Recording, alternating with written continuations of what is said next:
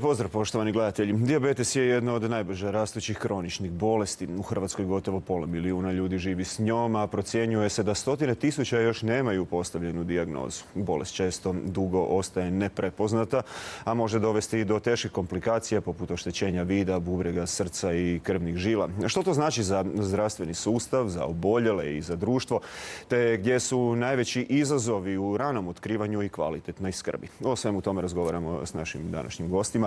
U studiju pozdravljam docenta doktora znanosti Tomislava Božeka, doktora medicine i specijalista, internista i subspecijalista endokrinologije i dijabetologije. Dobar dan i dobrodošli. Dobar dan, lijepi pozdrav. S nama je i Davor Skeleđija, urednik portala na inzulinu.com. Dobar dan i dobrodošao, Davore. Dobar dan. I svi koji imaju bilo kakvih pitanja nakon ovog razgovora mogu slobodno otići na inzulinu.com i tamo saznati sve što se tiče ove bolesti. Evo, doktore Božek, rekao sam u najavi, te brojke zapravo zvuče poprilično šokantno i sad se one već nekoliko godina ponavljaju. Je li stanje možda nešto bolje ili nešto gore u Hrvatskoj? Da, nažalost, zastrašujuća nam je situacija, jer prema podacima registra za šećernu bolest za 2024. godinu, ono što nam je poznato da imamo 396.000 osoba koje su registrirane, dakle za koje znamo da imaju šećernu bolest.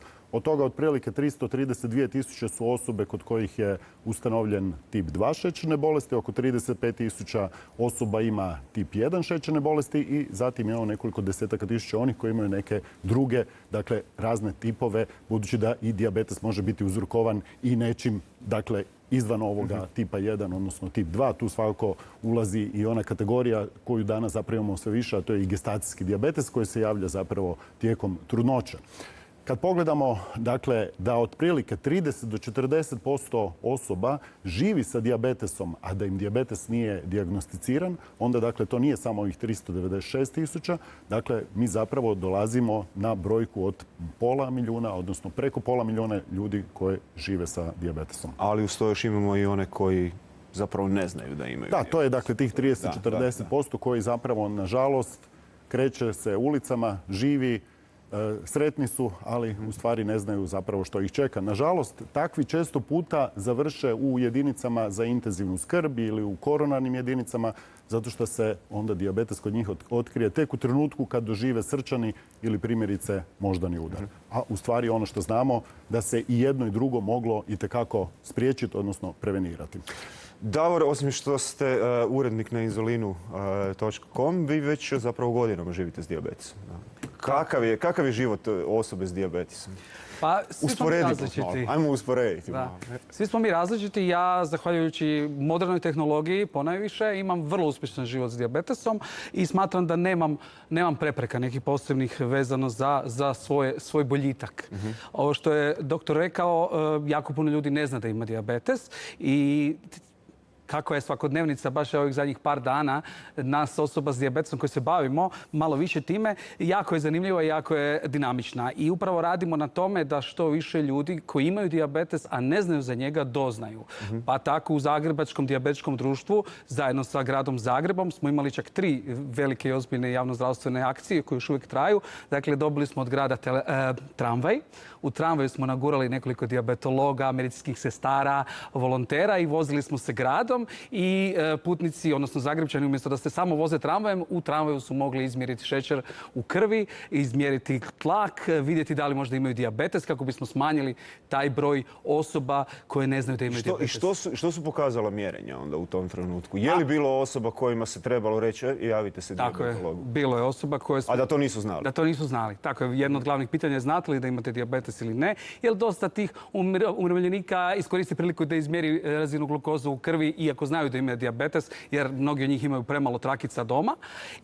A oni, nama su naravno u ovom trenutku fokus oni koji ne znaju kako bi se što prije otkrilo, kako bi se krenulo s njihovim zbrinjavanjem, kako bi oni imali što kvalitetniji život, ne bi ostali bez vida, ne bi završili na dijalizi i kako bi u krajnjoj liniji cijela obitelj i cijelo društvo lakše funkcioniralo. Druga stvar koju smo radili, koja je vrlo inovativna, na koju smo jako ponosni, opet sa gradom Zagrebom, jumbo plakate smo imali, nekoliko po gradu gdje smo se bavili bubrezima. Naime, ja kao osoba koja ima jako dugo dijabetesa, znači preko 30 godina, sam postao svjestan nekih komplikacija koje mi se mogu dogoditi i zbog tog dugog staža. A bubrezi su jako dosadni, nezanimljivi i nikad nisu... Koga briga dok ne dođemo u probleme. Tako je. I jako smo ponosni, građani Zagreba koji su se vozikali automobilima, po Zagrebu su mogli vidjeti 2 plakata koji ih jednostavno upućuju na to da su bubrezi ozbiljna stvar i poruku koju smo im poručili: pitajte doktora kako su moji bubrezi.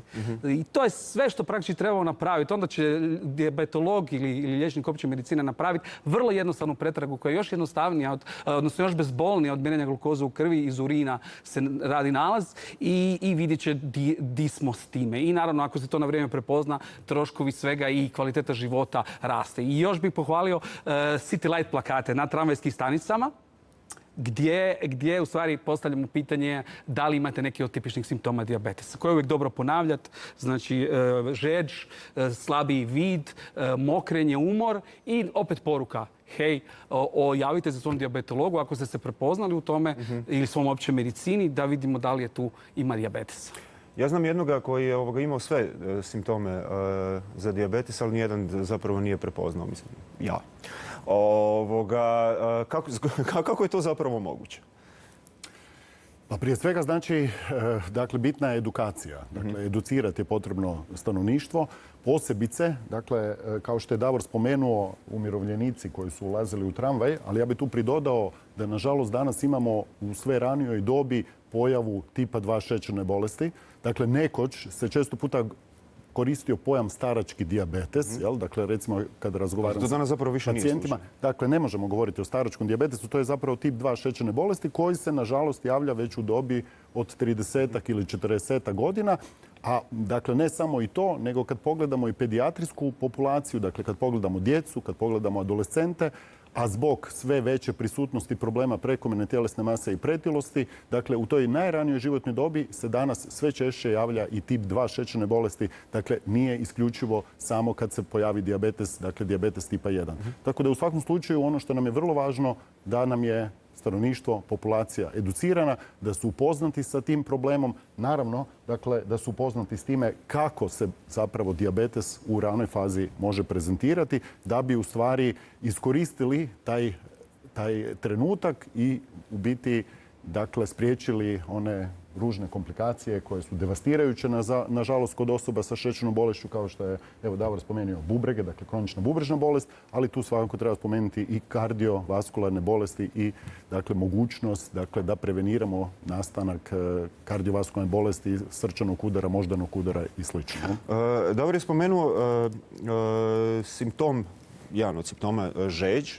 Koji su još to simptomi koji bi stvarno trebali biti zvono za uzbunu? U svakom slučaju, dakle, učestala potreba za mokrenjem, smetnje vida, kao što je, evo, Davor jako lijepo spomenuo, po noći, recimo, potreba za ustajanjem, dakle, 2, 3 ili čak ponekad 4 puta.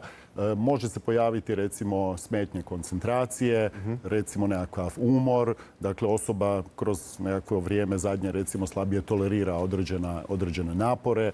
Dakle, fizički rad, pa i eventualno psihički rad. Tako da u svakom slučaju, dakle, to su nekakvi upozoravajući simptomi.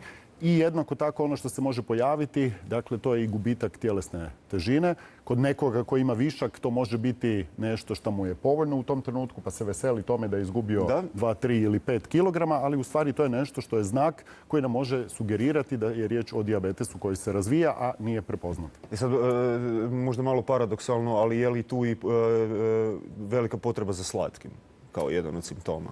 Pa vrlo često pacijenti, dakle, znaju navesti da imaju želju za slatkim, pa budući da uz to imaju pojačanu žeđ, onda često puta konzumiraju nešto tipa, sad da ne bi slučajno ispala reklama, Coca-Cola. Gazirane sokove, jel? Da. I to ovako u litrama, opet znam jednoga koji je kroz to prošao.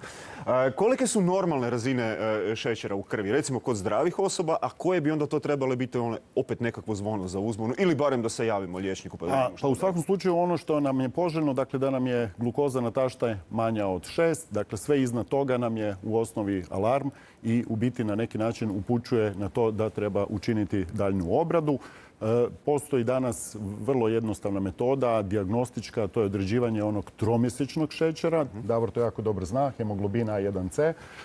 Dakle, to je nešto što nam onda može, ukoliko je veće od 6,5, ukazati da osoba ima dijabetes, ili postoji nešto što kada pacijenti ne vole, osobito oni koji su već to iskusili, recimo primjerice žene koje su imale gestacijski dijabetes pa su onda u trudnoći morale piti onu slatku vodu.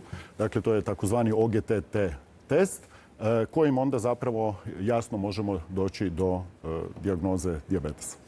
U ovih 30 godina, koliko se to promijenilo, ajde da tako kažem, život osoba sa dijabetesom? Susreću li se još uvijek s nekim problemima, možda čak i diskriminacijom? Ajde sad opet da ne reklamiram, ali neke banke, inače doduše ne bi im to bila reklama, ali recimo znam za slučajeve gdje su neke banke ljudima odbijale davati kredite zato što imaju dijabetes. Jesmo li konačno prestali recimo sa takvim nekakvim obilježavanjem i diskriminacijom? Pa to nikad neće prestati.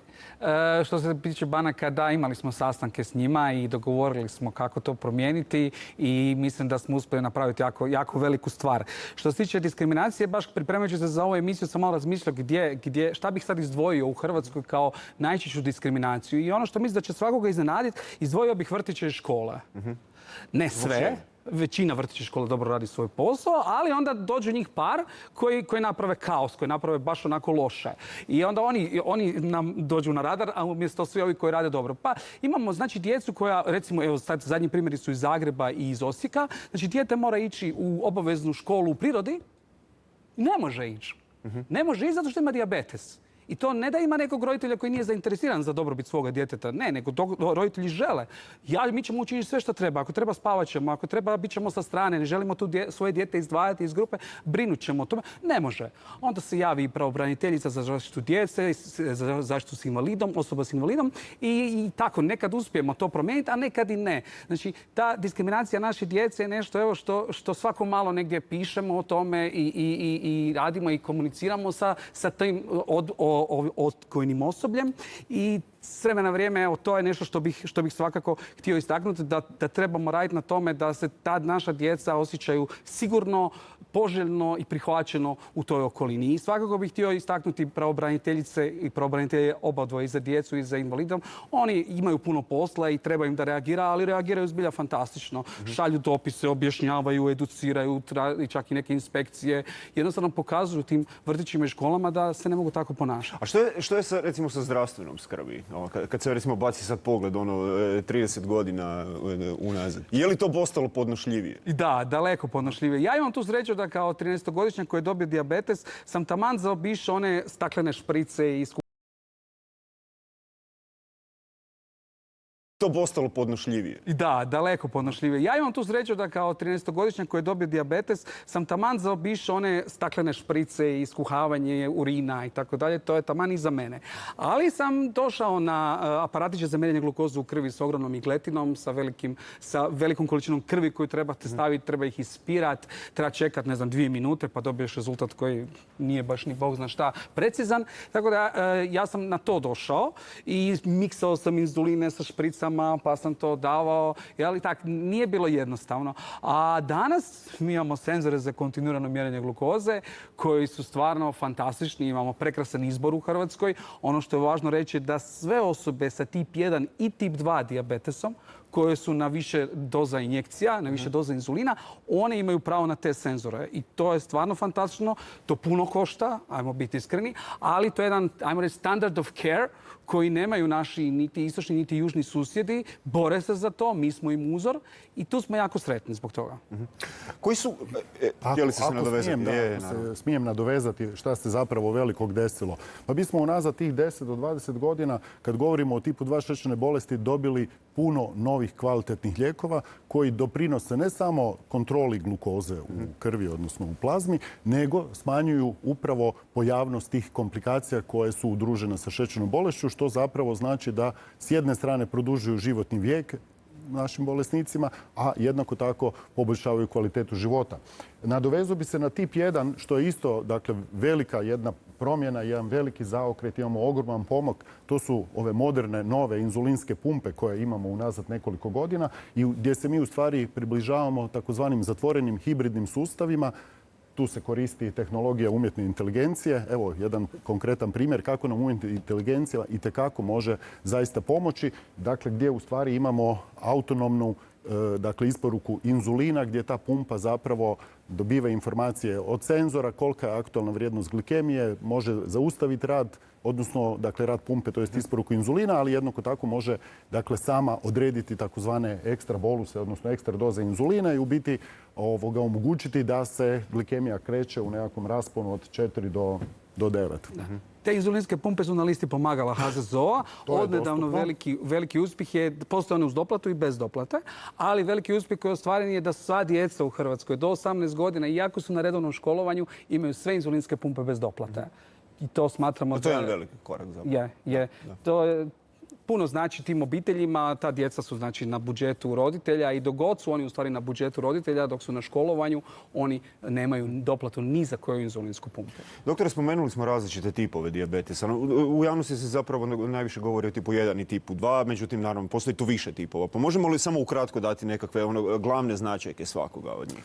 Dakle, tip 1 šećerne bolesti je isključivo autoimuna bolest, dakle bolest u kojoj postoje protutijela, ta protutijela koje organizam sam stvara, atakiraju, dakle napadaju te beta stanice, to su stanice gušterača koje stvaraju inzulin i kroz određen vremenski period kad se aktivira taj autoimuni proces dolazi zapravo do potpune destrukcije tih beta stanica i u stvari dakle imamo inzulinopeniju, odnosno imamo apsolutni manjak, nedostatak inzulina. I to je u pravilu tip 1 šećerne bolesti se zapravo prezentira dosta dramatično, naročito u nekakvim situacijama nekakvih respiratornih infekcija, dakle kad su zapravo povećane potrebe organizma tijela za inzulinom. S druge strane postoji nešto što se zove tip 1.5, odnosno to je dakle takozvani LADA dijabetes. Dakle, također imamo autoimunu priču, dakle autoimunu podlogu, također postoji protutijela, ali je zapravo sam proces destrukcije beta stanica postupan.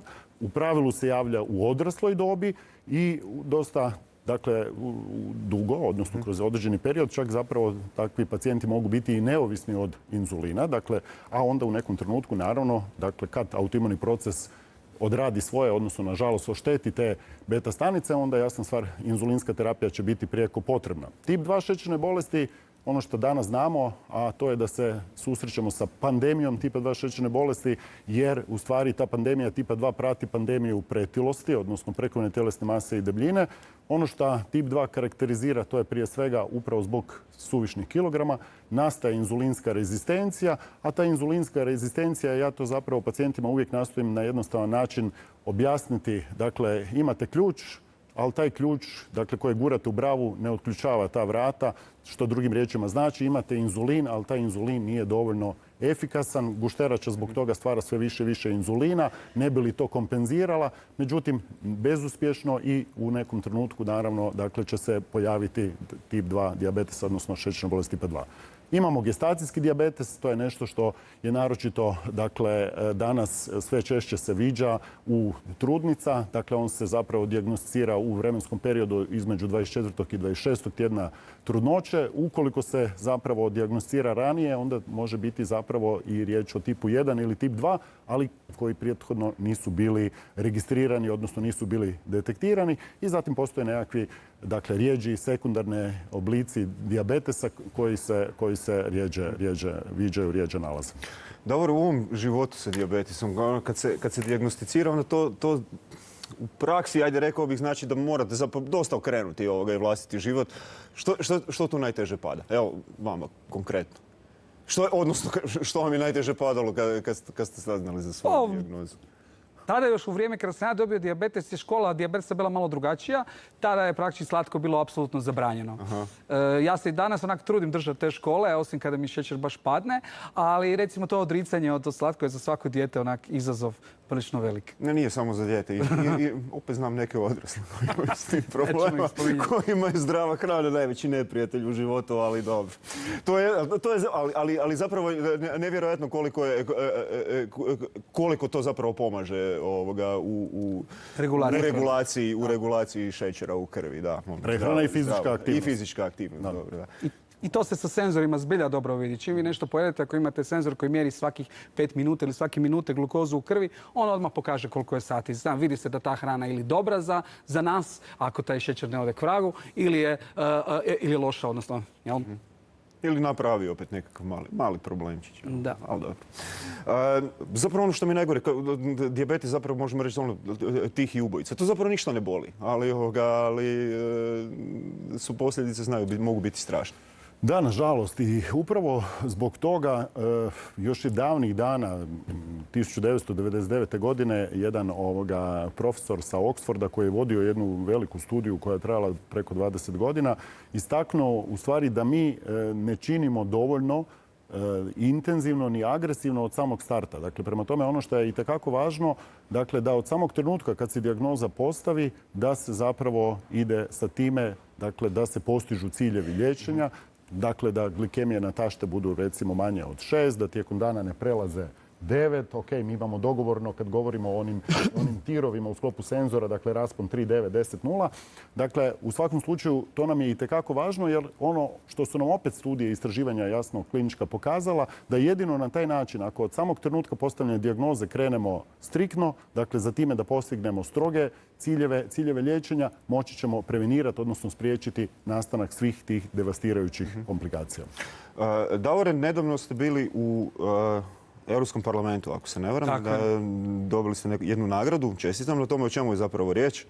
Pa nagrada se zove IDF Award 2025, Advocacy Award, koja se dodjeljuje jednogodišnje od strane Internacionalne dijabetičke federacije, znači nije ono Israeli Defense Force, nego iz International Diabetes Federation, koja prepoznaje ljude koji su dali značajan doprinos životu s dijabetesom. Zagrebačko dijabetičko društvo me nominiralo uz podršku Hrvatskog saveza dijabetičkih udruga i komiti ili odbor tamo je na osnovu svih prijava iz cijelog svijeta zaključio evo da bismo ja i jedan Talijan trebali podijeliti tu nagradu.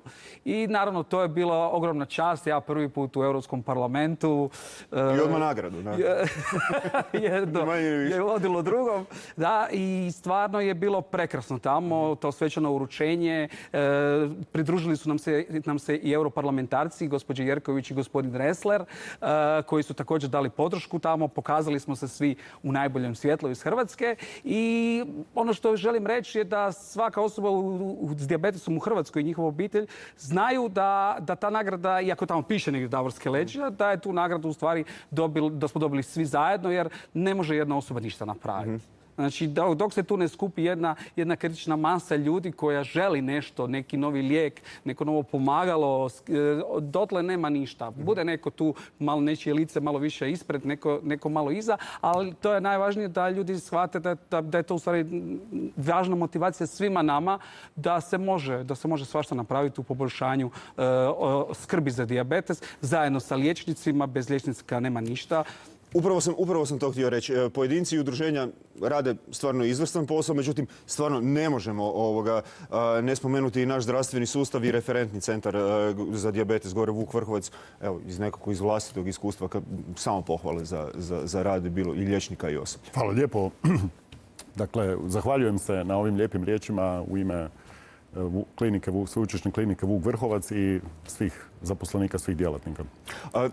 Volio bi da spomenemo zašto je recimo i to važno da imamo i takav i referentni centar i sa tog aspekta kakva je zdravstvena skrb za dijabetičare u Hrvatskoj. Pa u svakom slučaju mislim da će se Davor složiti da je skrb pacijenata sa dijabetesom u Republici Hrvatskoj na najvišem nivou, da je to zapravo na neki način, dakle sve ono što postoji i sve ono što je dostupno u zemljama Europske unije, dakle u zapadnoevropskim zemljama i u Sjedinjenim Američkim Državama je danas zapravo dostupno i u Republici Hrvatskoj. Eventualno možemo imati neki mali delay od možda nekakvih 6 do 12 mjeseci, dakle dok se bilo neki novi lijek registrira ili bilo neka nova tehnologija dakle, uvedena na naše tržište.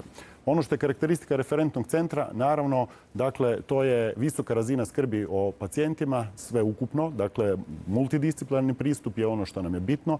Dakle, kako skrb od strane dijabetologa, tako i skrb od strane medicinskih sestara koji su u nutricionističkom pogledu usmjerene, a jednako tako i svih ostalih specijalnosti od neurologa, oftalmologa, kardiologa, nefrologa, A ono što je jednako tako važno da referentni centar se bavi i određenim, naravno, istraživačkim projektima, dakle upravo da bi zapravo na neki način bili u korak svjetskim onim najmodernijim trendovima.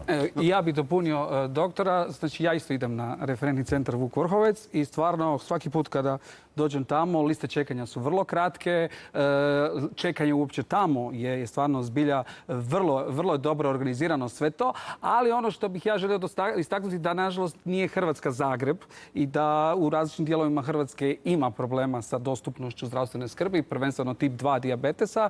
Znači imamo liste čekanja koje su ponekad i 5-6 mjeseci, recimo u KBC Split i željeli bismo to smanjiti. Naravno, ne možemo upret prstom u samo jednu osobu. Svi znamo da je broj doktora premalo, opće prakse, da ih je premalo, da je dijabetologa premalo, ali to ne znači da treba stati na tome, treba nas biti dovoljno, jer troškovi neliječenog dijabetesa su ogromni. Da, ogromni i posljedice stvarno mogu biti ozbiljne. Gospodo, hvala vam puno što ste došli u emisiju Studio 4. Hvala lijepo. Hvala.